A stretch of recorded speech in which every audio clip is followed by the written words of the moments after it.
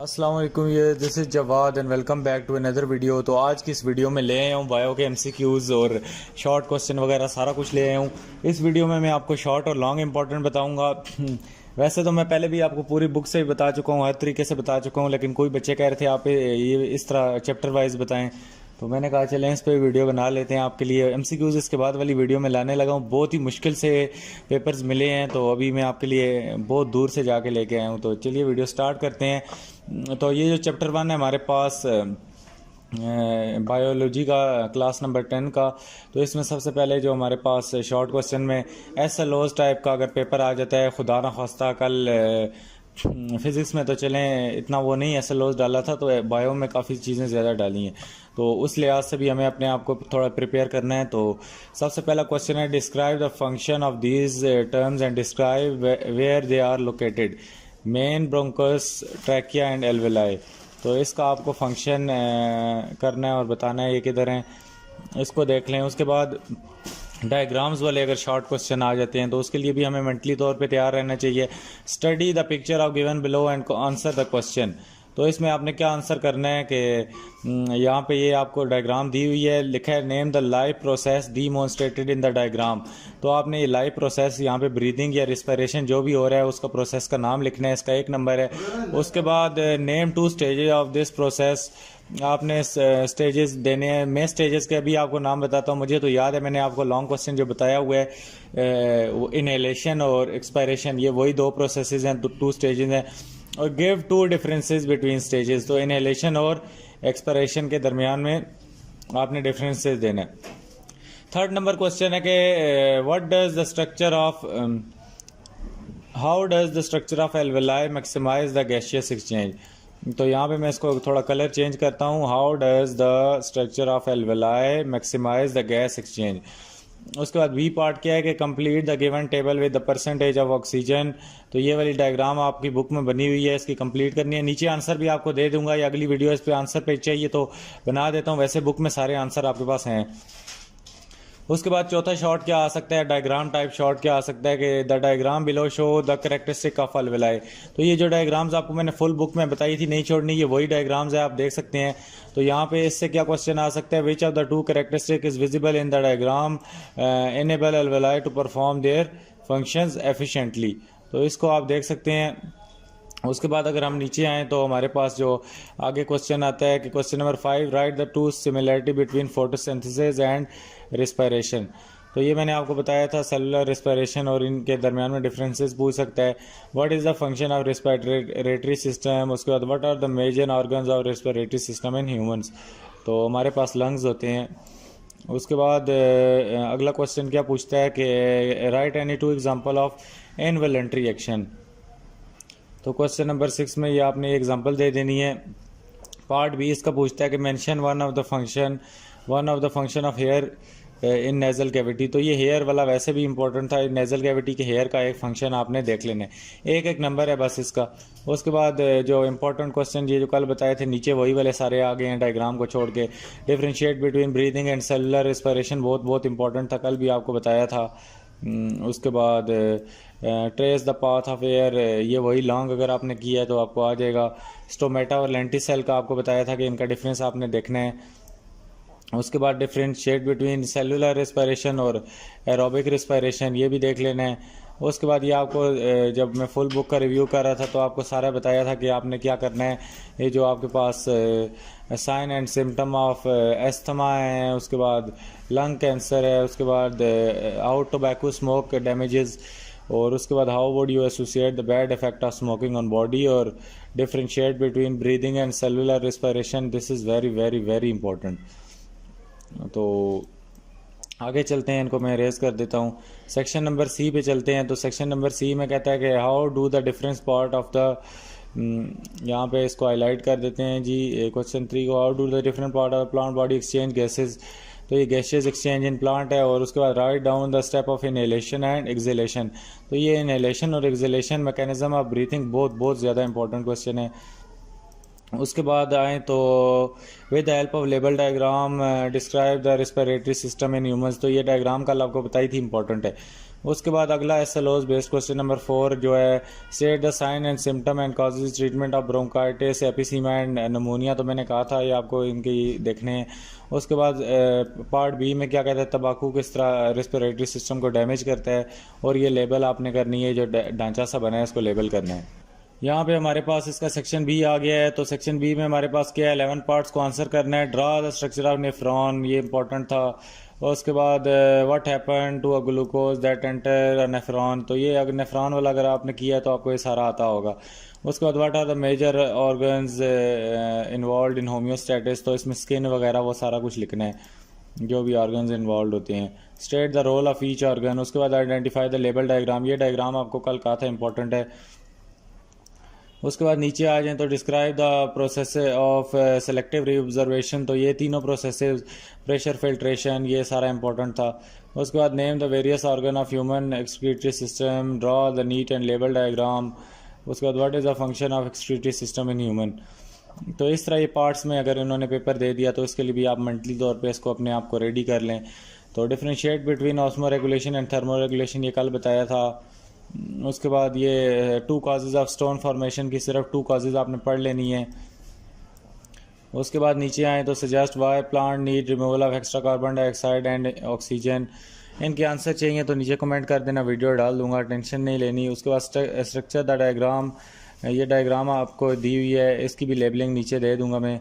उसके बाद name the region of kidney where above the structure is present, तो ये ऊपर जो डायग्राम बनी है इससे ये क्वेश्चन है। Name the label part 1 2 3 4, what is the name of stages involve in formation of urine. उसके बाद what is the technical term given to a process वगैरह वगैरह। Stretch why plant need removal of extra water, ये important question है 10 वाला। उसके बाद skin वाला शॉर्ट क्वेश्चन है, इंपॉर्टेंट है कि स्किन मेजर रोल प्ले करती है होम्योस्टेटिस में, तो इसका क्या रोल होता है ये आपने यहाँ से पढ़ लेना है। उसके बाद डॉग्स के गर्मियों में अपने ज़ुबाने क्यों बाहर निकाल लेते हैं। Lungs are the major organ involve in homeostasis human body. और उसके बाद predict about the functioning of kidney. और उसके बाद what steps are involve in formation of urine in the kidney.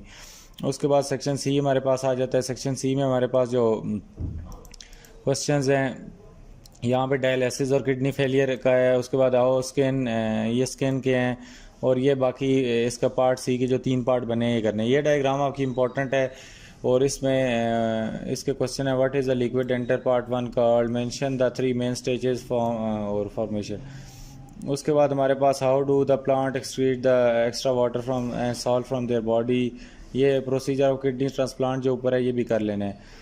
उसके बाद along the excretion of kidney और also play role in osmoregulation also comment. उसके बाद ये कोऑर्डिनेशन और कंट्रोल वाले चैप्टर में आ गए हैं, तो यहाँ पे आप इसके शॉर्ट क्वेश्चन देख सकते हैं। आइडेंटिफाई 2 टाइप्स ऑफ कोऑर्डिनेशन, और उसके बाद differentiate between modes of nervous and chemical coordination, तो ये वही घुमा फिर आगे पूछा गया है, आपने इससे टेंशन नहीं लेनी। ये रिफ्लेक्स आर्क और रिफ्लेक्स सेक्शन का डिफरेंस बहुत इंपॉर्टेंट है। उसके बाद यहाँ पे अगर नीचे आए ये describe the pupal reflect in dim and bright light, ये वाला इसमें इंपॉर्टेंट है। और रोल ऑफ विटामिन ए, ये भी नीचे वाला भी इंपॉर्टेंट है।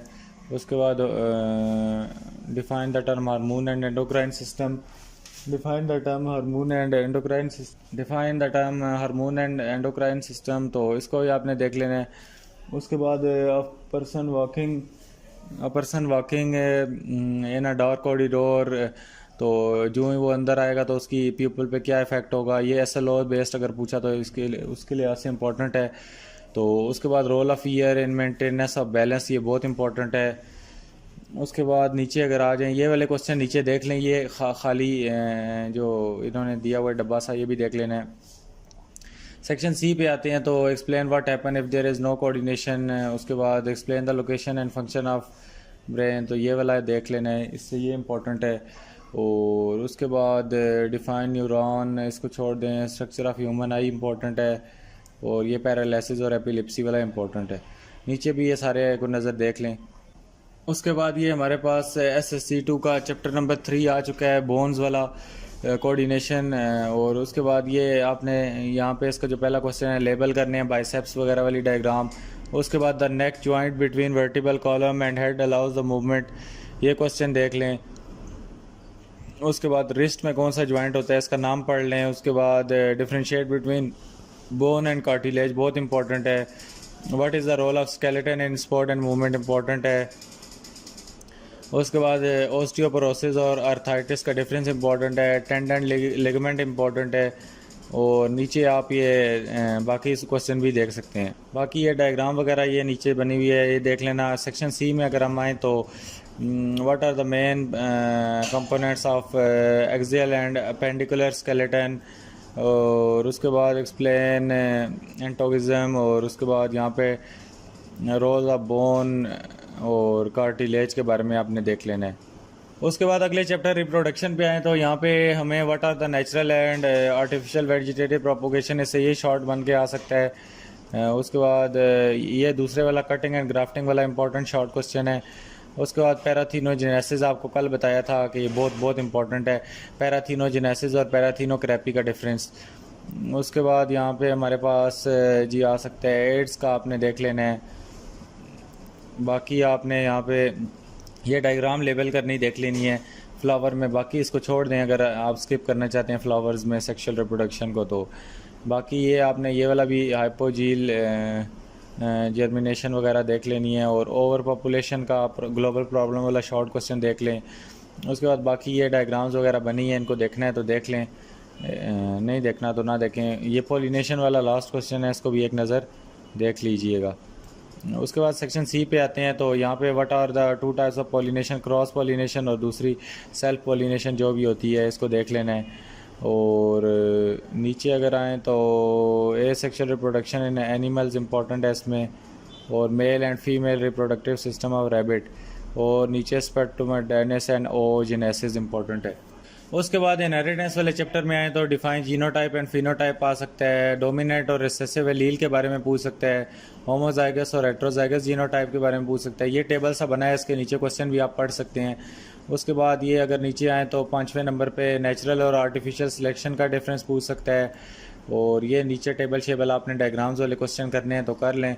उसके बाद describe the structure of chromatin पूछ सकता है, को डोमिनेंस और दूसरी कौन सी डोमिनेंस है वो पूछ सकते हैं, इनकम्प्लीट डोमिनेंस। बाकी ये एसएलओज बेस्ड कोई डायग्रामिक टाइप क्वेश्चन है जो आपकी बुक से बाहर हैं, इनको स्किप कर दें। किसी ने अगर ज़्यादा ही लाइक बचा है कोई तो कर ले वो ये। और उसके बाद differentiate between continuous and discontinuous कर लें। वास्टन and Crick model of DNA replication, ये लॉन्ग में भी आ सकते हैं पार्ट बी में। उसके बाद मेंडल लॉ ऑफ सेग्रीगेशन और Mendel law of independent assortment, very very very important. और उसके बाद बाकी इसमें क्या करें आप, बाकी आर्टिफिशियल सिलेक्शन ये इतना इम्पोर्टेंट नहीं है। ये what is a D hybrid cross, ये शॉर्ट में कर लें। और आगे चलते हैं, आगे मैन एंड इस एनवायरनमेंट में आ गए हम तो ब्रीफली डिस्क्राइब द, ये नाइट्रोजन आपको बोला था, ये नाइट्रोजन साइकिल इंपॉर्टेंट है। और नीचे आ जाइए, डायग्राम पूछ सकते हैं, इसको लेबल करने से क्वेश्चन निकल के आ सकते हैं। बाकी यहाँ पे हम क्या करें आगे, तो वाटर पोल्यूशन की काजेज़ आएँ तो अपने पास से लिख देना, और levels of ecological organisation, food और वेब इसको छोड़ दें। What do 3R strategies important है यहाँ पे, और ग्रीन हाउस इफेक्ट और डिफॉरेस्टेशन को भी देख लेना है। ये हनी गाइड और बैडगर, ये आपको कल बताया था, बहुत इंपॉर्टेंट चीज़ है। उसके बाद लैंड पोल्यूशन इंपॉर्टेंट है, और ग्लोबल वार्मिंग भी इंपॉर्टेंट है। बाकी यहाँ पे लॉन्ग क्वेश्चन में अर्बनाइजेशन, लोग क्यों आ रहे हैं अर्बनाइजेशन की तरफ और इसकी क्या हार्मफुल इफेक्ट है, ये अपने पास से लिख लें। नाइट्रोजन साइकिल इंपॉर्टेंट है, कल बताया था आपको। उसके बाद ये सिम्बायोसिस इंपॉर्टेंट है इसमें। और अगले चैप्टर पे आए बायोटेक्नोलॉजी पे, तो यहाँ पे आपको इसके 11 पार्ट्स मिलेंगे। तो how would you define the fermentation with reference to biotechnology, इसको आपने देख लेना है। और उसके बाद ये डायग्राम्स आपने देख लेनी है, बुक वाली हैं, मुझे नहीं लगता बुक से हैं, अगर नहीं है तो छोड़ दें इनको। और बायोटेक्नोलॉजी का ये नीचे वाला क्वेश्चन के उससे हम बेटर एनवायरनमेंट किस तरह बना सकते हैं, ये देख लेना है आपने।